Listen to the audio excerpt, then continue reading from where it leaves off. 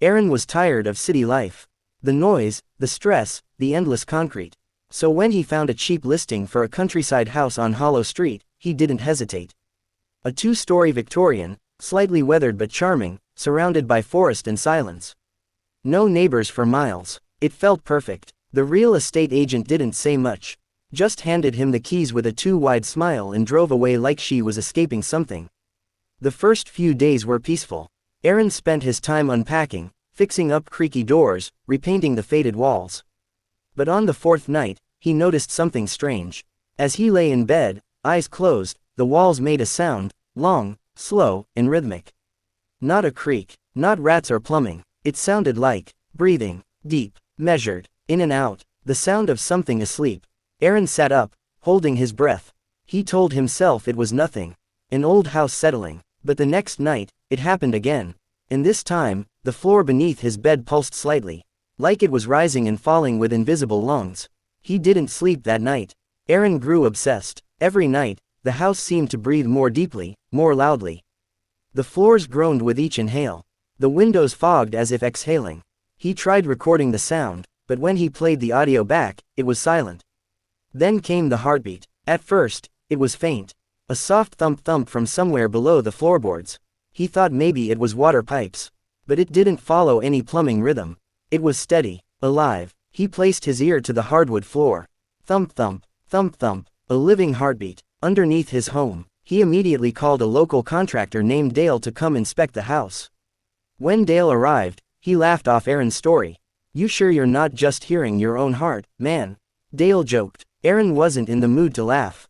They began opening up parts of the house. First, the basement, then the walls. Everything looked normal at first. A little rot, old wiring, insulation. Until Dale found something behind the living room wall. Wood splintered under his crowbar. He pried open a space near the fireplace. And stopped. Aaron leaned over his shoulder and felt the blood drain from his face. There, hidden within the wall, was a ribcage.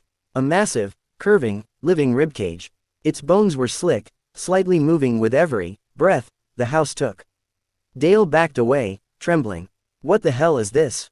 he whispered. Aaron didn't answer. He couldn't. The house pulsed again. The heartbeat grew louder. Dale ran. Didn't say goodbye. Didn't charge a fee. Just got in his truck and vanished into the trees. Aaron stayed. Not because he wanted to, but because he couldn't leave. Every time he tried to pack, the doors would jam. The front door refused to unlock. Windows slammed shut with enough force to crack the glass. His phone had no signal. His car wouldn't start. The house was sealing itself. Over the next few days, it became worse. The walls began to pulse visibly now. They sweated a thin, translucent film. The floors became sticky. The staircase felt warm under his feet, like muscle tissue. At night, the lights flickered like nerve signals. He realized with horror that the house wasn't haunted. It was alive, and it had chosen him. He wandered room to room like a prisoner trapped inside skin. Then he noticed the rooms were changing. Walls shifted subtly. Doorways vanished. Hallways led him in circles. It was like the house was rearranging its insides. Digesting him. One night, desperate and starving, Aaron took a kitchen knife and stabbed the wall. Blood, real, dark red blood, oozed from the cut. The house screamed. A low, echoing howl from every vent and wall. And then, the floor split open beneath him. He fell. He landed hard in what should have been the basement. But it wasn't a basement anymore. It was a chamber of flesh. The walls were no longer wooden, but rippling muscle. The floor was soft, wet tissue. The ceiling dripped with something thick. And in the center of the room was a massive, beating heart. It throbbed with a slow, terrible rhythm. Aaron tried to scream, but the house muffled it. It didn't want him to call for help. He ran toward the edge of the chamber, searching for an exit, but the walls curved like intestines, leading him in circles. It was the stomach. He was in the stomach of the house. He collapsed, shaking, exhausted. The house let out a contented sigh. Its final breath before sleeping again. The last thing Aaron saw was the walls closing in, like lungs exhaling.